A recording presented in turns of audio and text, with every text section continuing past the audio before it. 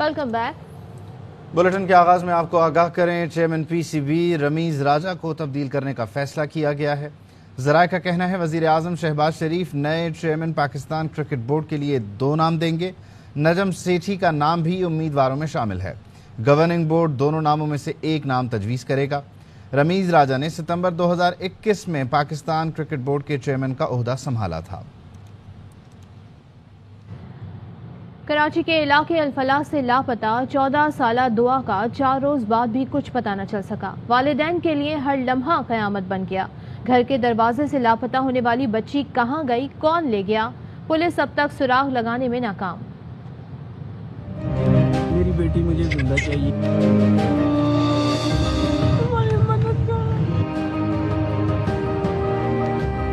कराची के इलाके Al Falah golden town से 7वीं क्लास की तालबा 14 साला दुआ जहरा लापता। बच्ची को जमीन निगल गई या आसमान खा गया, कुछ पता न चल सका। घर वाले कहते हैं 16 अप्रैल को दिन 12 बजे दुआ को घर के दरवाजे से अगवा किया गया। 16 तारीख को दोपहर 12:30 बजे का टाइम था। ये मेरा घर है, ये मैं यहाँ रहता हूँ, ये मेरे इन-लॉज का घर है। बच्ची यहाँ ये गेट से नीचे आई, यहाँ पे ड्रिल मशीन लगी हुई थी, मजदूर काम कर रहे थे। बच्ची यहाँ तक आई, उसके बाद बच्ची का कोई पता नहीं चला, उसे जमीन खा गई, आसमान निकली। दुआ के घर वाले सरापा दुआ बने हुए हैं। कहते हैं हमारी दुआ जिंदा सलामत वापस चाहिए।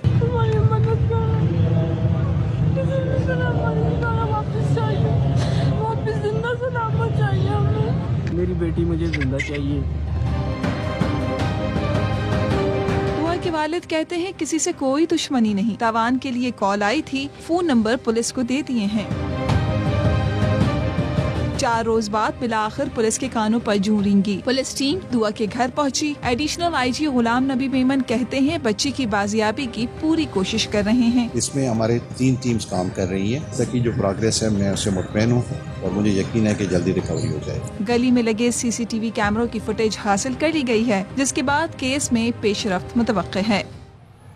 दादू की तहसील मेहड़ का गांव फैज मोहम्मद दरियानी, जहां सुबह होते ही बच्चों के खेलने कूदने और शोर शराबे की आवाज़ें आती थी, वहाँ सिर्फ सन्नाटा है। हर आंख अश्कबार है।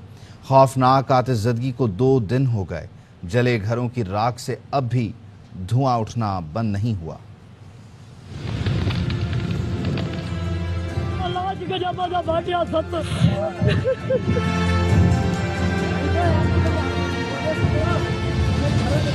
सारी रात आग के शोले भड़कते रहे, बच्चे जलते रहे, हर तरफ चीखो पुकार थी। अगर कोई नहीं जागा तो वो सिंध सरकार थी। दादू की तहसील मेहड़ के करीब खौफनाक आतिशज़दगी ने देखते ही देखते 70 घरों पर मुश्तमिल गांव को राख का ढेर बना दिया। लोग सारी रात इंतजामिया के अफसरान को फोन करते रहे, लेकिन किसी ने कॉल रिसीव न की। फायर ब्रिगेड पहुंची, ना कोई एम्बुलेंस। गांव फैज मोहम्मद दरियानी, जहां सुबह होते ही बच्चों के खेलने कूदने और शोर शराबे की आवाजें आती थी, वहां सिर्फ सन्नाटा था और हर आंख अश्कबार नजर आई। मुतासरीन की आहो बका, मासूम बच्चों की हलाकत का गम, बेघर हो जाने का सदमा, अनाज तक जलकर राख हो गया। सानहे को 2 दिन हो गए। जले घरों की राख से उठता धुआं इंतजामिया की गफलत का मुंह बोलता सबूत है। हर शय छड़ी या खाना देखो ने आता नंगे हिमल ते बुखारे का लाज के जब भाटिया सत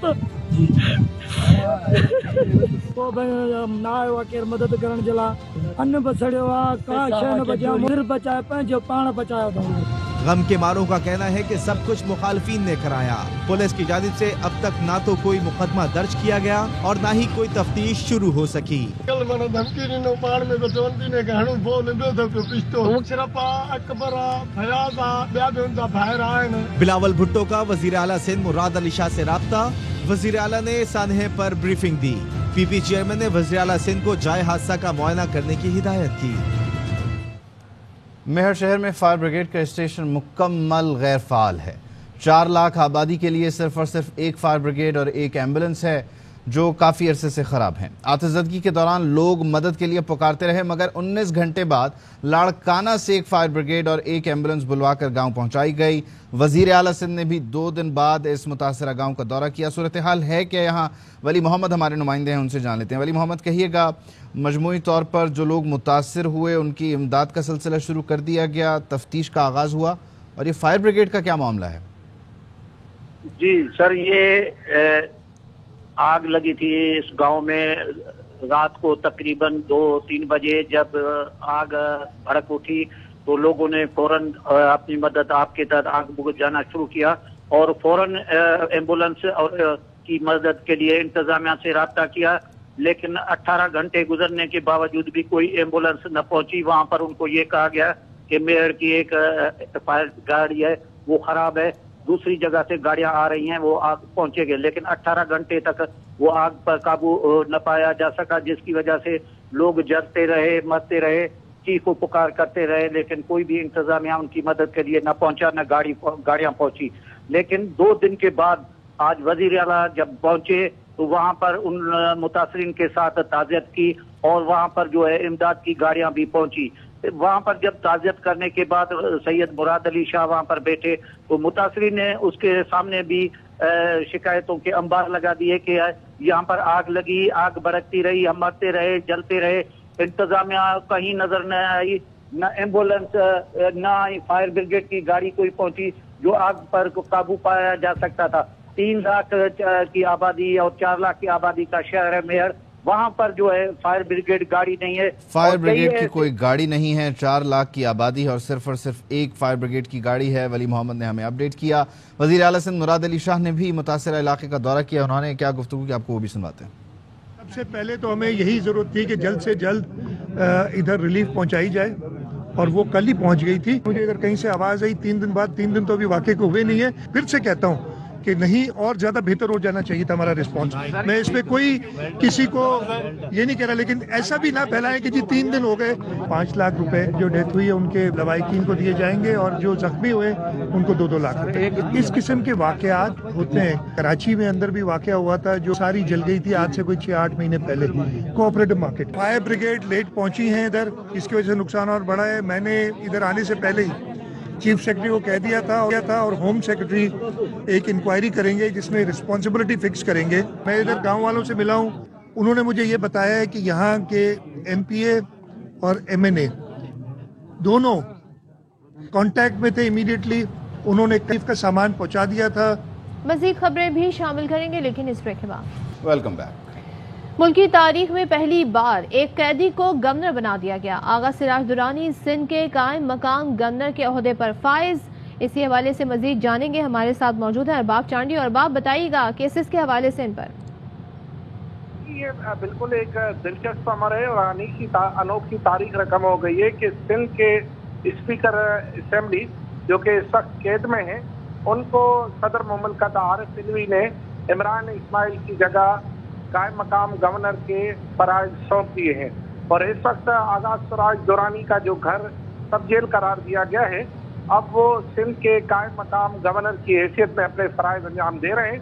वो चाहें तो अपने सब जेल घर में भी फराइज अंजाम दे सकते हैं और वो चाहें तो गवर्नर हाउस में बैठकर अपने फराइज की अंजाम दे सकते हैं। बल्कि वो चाहें तो सिंध के मुख्तलिफ इलाकों, बल्कि वो पाकिस्तान में भी कहीं भी अपने जो है वो कायम मकाम गवर्नर की हैसियत में, सिंध की हैसियत में फराइज अंजाम दे सकते हैं। क्या गवर्नर हाउस को भी फिर सब जेल करार दिया जाए? जी, ये कानूनी माहिरीन इस पर बड़े जो है वो शशोपंज में है कि क्या अगर एक कैदी की हैसियत में या एक कायम मकाम गवर्नर की हैसियत में आगा सिराज दुरानी पहले घर में तो चलो वो सब जेल है, लेकिन सिंध असेंबली में जब वो आते हैं तो उनके लिए प्रोटेक्शन आर्डर जारी किए जाते हैं, तब वो असेंबली में आते हैं। अब गवर्नर हाउस में उसको जाने के लिए कि खुद सदर ने उन्हें इजाजत दे दी है कि आप गवर्नर हाउस में बैठे और गवर्नर के फराइज अंजाम दे। तो कायम मकाम गवर्नर जो होता है, जो कायम मकाम गवर्नर बनता है, वो अपने ही रिहाइश गाह पे रहता है या फिर गवर्नर हाउस में रहता है? कायम मकाम गवर्नर जो है वो घर में रहता है अपने, लेकिन वो फराइज सारे जो है गवर्नर के अंजाम देता है। सिर्फ माली मामलात में वो हाथ नहीं डाल सकता, बाकी जो रोजाना जो भी समरी आती है, कार्रवाई आती है, जो भी होता है उसमें वो सब कुछ कर सकता है। बहुत शुक्रिया अरबाब आपका। अपडेट करें आपको, वजीर आजम शहबाज शरीफ से रुकन अमरीकी कांग्रेस इल्हान उमर की मुलाकात हुई है। इस मुलाकात में बाहमी दिलचस्पी के दो तरफा ताल्लुकात, इलाकाई सूरत हाल पर गुफ्तगू की गई। वजीर आजम ने इल्हान उमर के अज़्म हौसले और सियासी जद्दोजहद को सराहा। वजीर आजम ने कहा, इल्हान उमर के दौरे से अवामी सतह के दो तरफा ताल्लुकात को फ़रोग़ मिलेगा। अमरीका के साथ देरीना ताल्लुकात को कदर की निगाह से देखते हैं। तहरीक इंसाफ का मीनार पाकिस्तान पर जलसा, डिप्टी कमिश्नर लाहौर ने तहरीक इंसाफ क़यादत को खत भेज दिया। कहा, मीनार पाकिस्तान जलसे में सिक्योरिटी खदशात मौजूद हैं। इमरान खान जलसा गाह आने के बजाय वीडियो लिंक के जरिए खिताब करें। तहरीक इंसाफ कल जलसा करने जा रही है मीनार पाकिस्तान पर और डिप्टी कमिश्नर लाहौर ने तहरीक इंसाफ की क़यादत को खत लिख दिया है। यार मोहम्मद हमारे नुमाइंदे साथ हैं, उनसे मजीद जानते हैं खत की मजीद क्या डिटेल है, बताइएगा। बिल्कुल जी, 2 रोज कबल डीसी लाहौर की जानिब से तहरीक इंसाफ की लाहौर की इंतजामिया को खत लिखा गया था कि आपको इजाजत दे दी गई है जलसे की, लेकिन अब इसमें एक नई चीज सामने आई है। जो नया खत है कुछ देर कबल डीसी लाहौर ने लाहौर की क़यादत को भेजा, जिसमें यह लिखा हुआ है कि जलसे में सिक्योरिटी खदशात मौजूद हैं, जिसकी वजह से जो साबिक वज़ीर आज़म इमरान खान है वो वीडियो लिंक खिताब करें कारकुनों से। इसी तरह जो वीडियो लिंक खिताब है तो उसकी वजह से उनको भी खतरा नहीं होगा। इमरान खान समेत जो मुस्लिम रहनुमा हैं उनको सिक्योरिटी खदशात मौजूद हैं, ये खत में लिखा हुआ है। इसलिए और कारकुनों के लिए भी ये उन्होंने बीच में लिखा है कि वो भी तादाद जो है वो इतनी ज्यादा होगी, सिक्योरिटी भी 4000 पुलिस एहलकार जो है वो मीनार पाकिस्तान और इतराफ में तैनात होंगे। अभी जो तहरीक इंसाफ की क़यादत है उनकी जानिब से डीसी लाहौर से दोबारा कहा गया है कि वीडियो लिंक के जरिए खिताब करें। बहुत शुक्रिया। 7 साला हलीमा और अनाबिया ने अपने पहले रोजे की रोजा कुशाई पर इफ्तार पार्टी का एहतमाम किया। हलीमा अनाबिया ने इफ्तार पार्टी पर क्या क्या तैयारी की और किस किस को दावत दी, जानने के लिए देखते हैं इस्लामाबाद से फातिमा बतूल की रिपोर्ट। न्यूज बुलेटिन से फिल वक्त इतना है, देखते रहिए आवाज़ न्यूज। अहम तरीन खबरें अब एक क्लिक की दूरी पर, आपके पसंदीदा टॉक शोज हों या अहम मुल्की या गैर मुल्की शख्सियात की न्यूज कॉन्फ्रेंसेस, हर लम्हा बाखबर रहने के लिए सब्सक्राइब करें हमारा YouTube चैनल। मौसम की सूरत हाल हो या खेल के मैदान से खबरें, अपने मोबाइल फोन से मुल्की और बैनुल-अक़वामी अहम खबरों तक रसाई के लिए डाउनलोड कीजिए मोबाइल ऐप। बावसूख ज़राए से मुसद्दिका खबरों, तज्ज़ियों और तबसरों से मुस्तफीद होने के लिए विजिट कीजिए पाकिस्तान की सबसे बड़ी न्यूज वेबसाइट www.arYnews.tv।